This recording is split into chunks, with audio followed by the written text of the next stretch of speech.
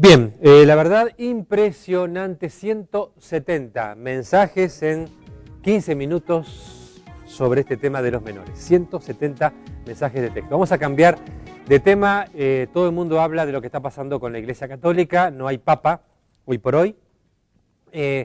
Destaqué un par de frases, yo diría dramáticas, de Benedicto XVI antes de irse. Él dijo, por ejemplo, el rostro de la Iglesia ha sido desfigurado. Otra frase dramática, Dios no permitirá que la Iglesia se hunda. Esta renuncia del Papa se da en el medio de, escándalos, versiones, informes secretos, sospechas. En la era de las redes sociales nada puede mantenerse oculto por mucho tiempo. Para muchos, un papa cansado, para otros, un papa harto. No es lo mismo. Hablé el día viernes con una persona que lo conoció, que habló con él, pero además es la máxima autoridad en la Iglesia en nuestro medio. Me refiero al obispo Monseñor Rubén Martínez.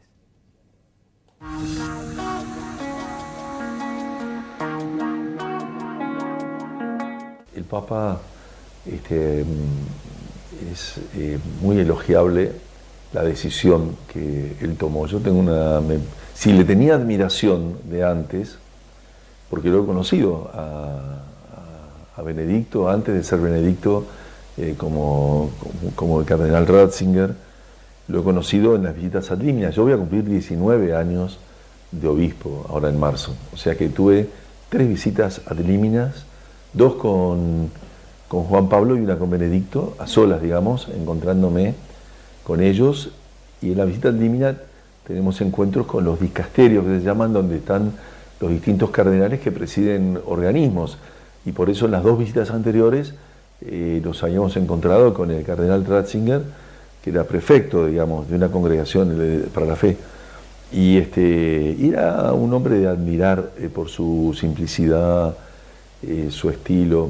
O sea que yo tengo una gran admiración, porque por ahí hay cosas externas que por supuesto, después de Juan Pablo, un hombre carismático en su comunicación, y Benedicto no tenía ese perfil, digamos, pero sí de un hombre de una gran lucidez, sencillez y humildad. Y yo creo que él, porque lo que hizo su renuncia, dar un paso al costado, está contemplado en el Código de Derecho Canónico, era una posibilidad, aunque 600 años no se hizo.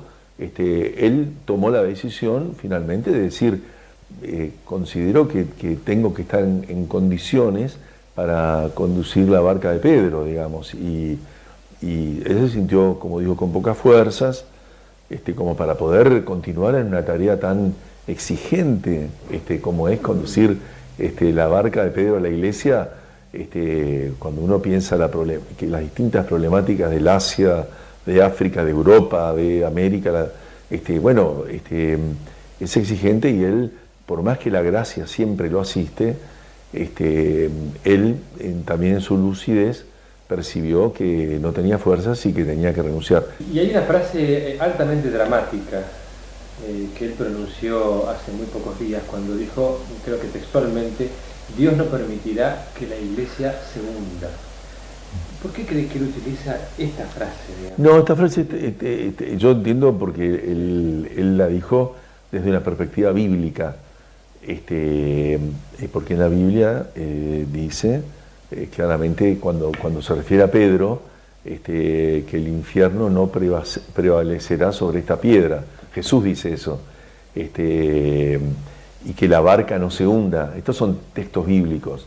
La expresión está ligada a que hay un compromiso. La Iglesia tiene esta certeza, porque está en la palabra de Dios, en la Biblia, tiene la certeza. Cuando Jesús asciende a los cielos, les dice a los apóstoles, váyanse a orar al cenáculo, que es un lugar que está en Jerusalén todavía, que les enviaré el otro Paráclito, que es el Espíritu Santo, que va a acompañar a la Iglesia hasta el final de los tiempos.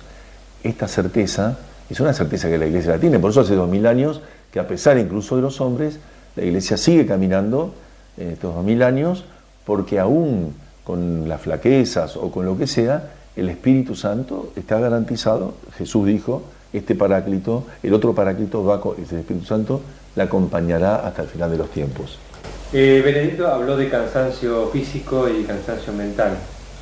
Una parte de la prensa italiana ha hablado de otro tipo de cansancio. Ha dicho que el Papa está harto porque habría recibido un documento reservado que cuenta escándalos, corrupción, hechos realmente graves.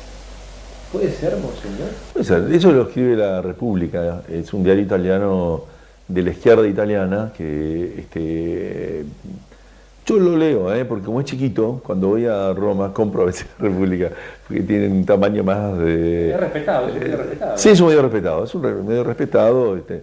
Pero es cierto que si el Papa ha tenido un informe, que es posible que haya pedido un informe a partir de algunas situaciones muy comprometidas, como hubo todo esto del secretario, uno que estaba al lado, Batilix, bueno, toda esta historia que ha pedido un informe, pero después de ahí a decir cosas que el informe pudo haber dicho, uno supone que evidentemente hay una problemática, evidentemente en las conducciones no son fáciles, y ahí también, digo, esto uno supone que algunas problemáticas internas hay, pero es obvio que en toda conducción hay diversidad, y el Papa todo eso lo ha vivido en su pontificado, por eso el mismo, como todos sabemos, así es la vida, hay momentos de mucha alegría y mucho gozo, pero también hay muchos momentos de cruz y de dolor, digamos, o sea,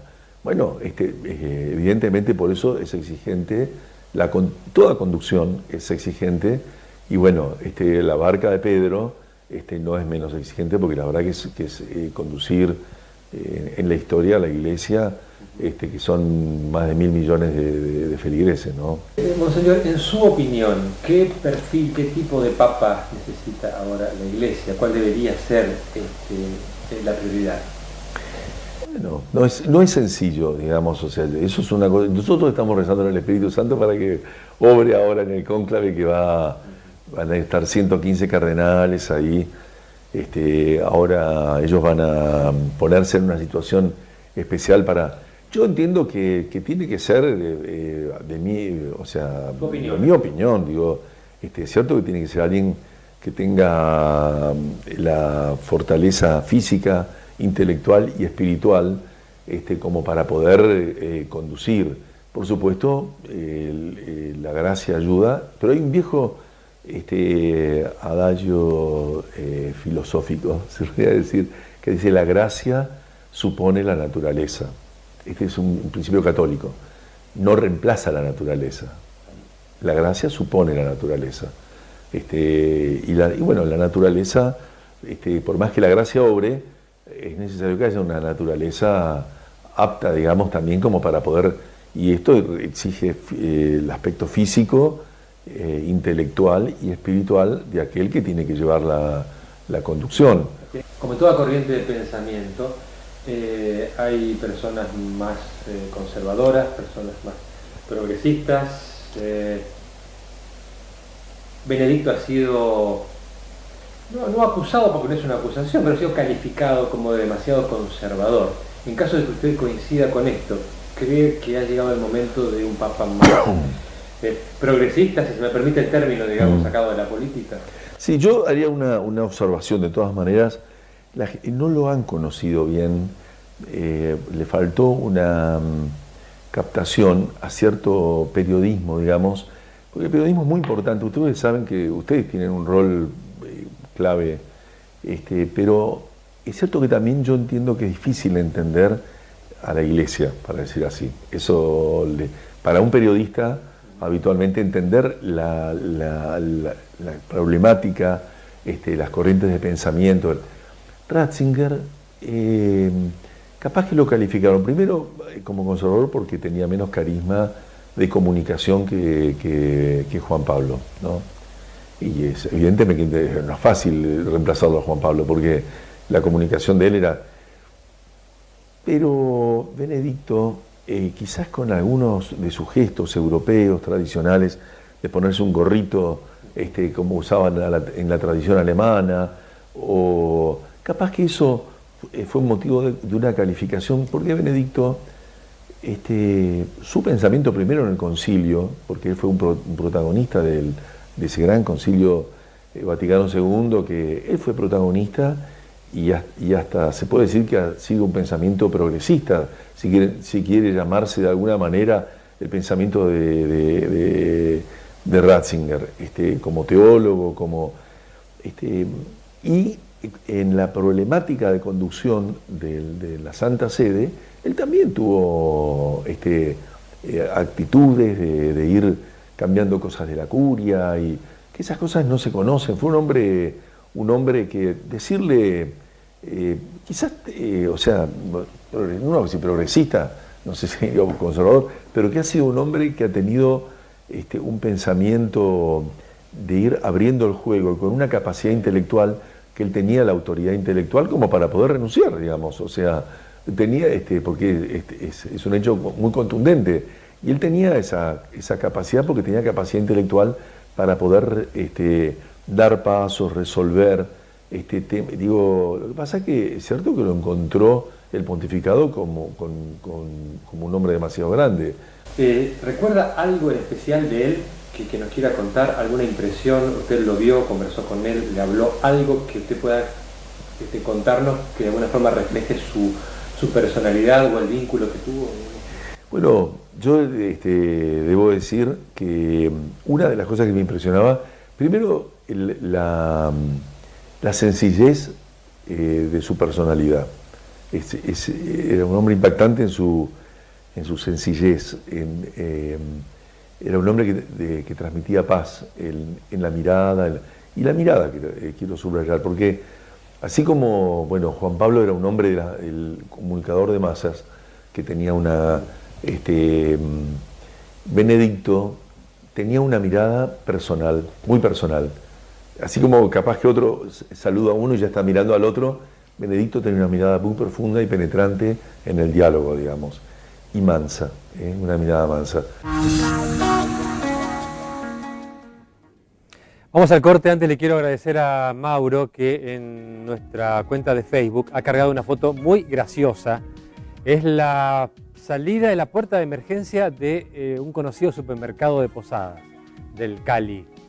Es graciosa porque dice salida de emergencia, hay un cartelito ahí está, salida de emergencia, y abajo dice prohibido pasar. Entonces, ¿qué hacemos? ¿Salimos o no salimos? Todo bien, sería un chiste si no fuera en serio. Vamos al corte y regresamos. Hay una periodista, una querida colega que la está peleando contra el cáncer, y va a estar conmigo en un ratito aquí.